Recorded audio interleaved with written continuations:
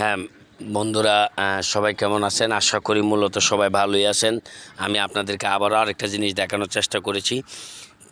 এই যে আপনারা দেখতেছেন যে এই যে ব্রিজটা, এই ব্রিজটা কিন্তু আমি বিগত 2 মাস আগে আমার যে ভিডিওতে দেখাইছিলাম যে এখানে কিন্তু প্রচুর পানির কারণে কিন্তু এখানে কিন্তু আসা হয়নি, কারণ অনেক পানি ছিল। পানির কারণে এই যে আমাদের এখানে যে ফসলাদি জমি দেখতেছেন, এই জমিগুলো সম্পূর্ণ এবার কিন্তু খালি পড়ে আছে।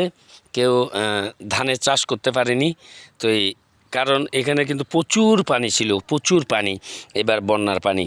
তো সেই কারণে মূলত এগুলো আসলে এবার চাষ করা হয়নি। এই যে আমি হাঁটতেছি, যে আপনারা দেখতেছেন এটা একটা রাস্তার মতো, এটাও কিন্তু পুরোটা পানির নিচে ছিল। এখানে আমাদের আসা সম্ভব হয়নি। মূলত এখানে প্রায় 6 মাস পরে কিন্তু এখানে আসতে পেরেছি। এখন কিছুটা হাঁটার মতো মানে পরিবেশ হয়েছে, তাতে কিন্তু আসতে পেরেছি। আর এটাই কিন্তু আপনারা অনেকে বলবেন যে এটা কি ক্ষেত? এটা হচ্ছে যে আসলে যে গরুকে ঘাস খাওয়ানো হয়, এটা ঘাস ক্ষেত। এই যে এখান থেকে কিন্তু মূলত কিছু ঘাস আসলে গরুর জন্য কেটে নেওয়া হয়েছে। আপনারা দেখতেছেন এই যে ঘাসগুলো অনেকগুলো কিন্তু কেটে নেওয়া হয়েছে গরুকে খাওয়ানোর জন্য। এগুলা ঘাসের যে চাষ, ঘাসের আবাদ করা হয়।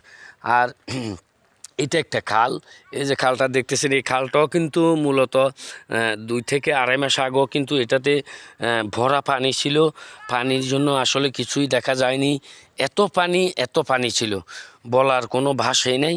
তো সেটাই আসলে আপনাদেরকে দেখানোর চেষ্টা করলাম যে পানি থাকাকালীন আপনারা এই জায়গাটা কেমন দেখলেন, এখন যে পানি নেই এখন কেমন দেখতেছেন, সেটাই আপনাদেরকে দেখানোর চেষ্টা করেছি।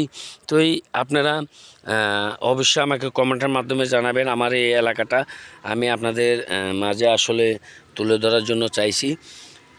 তো অবশ্যই যদি ভিডিওটি যদি ভালো লেগে থাকে অবশ্যই আমাকে কমেন্ট করবেন, আমার ভিডিওটি শেয়ার করে দিবেন। আমি আর বেশি কিছু আপনাদের থেকে চাই না। তো আপনারা আমাকে ভালোবাসা দিবেন। তো আবারও হয়তো দেখা হবে অন্য কোনো ভিডিও নিয়ে। সে পর্যন্ত সবাই ভালো থাকবেন, আমার জন্য দোয়া করবেন, নিজের প্রতি নিজে খেয়াল রাখবেন, নিজের সন্তানের প্রতি খেয়াল রাখবেন।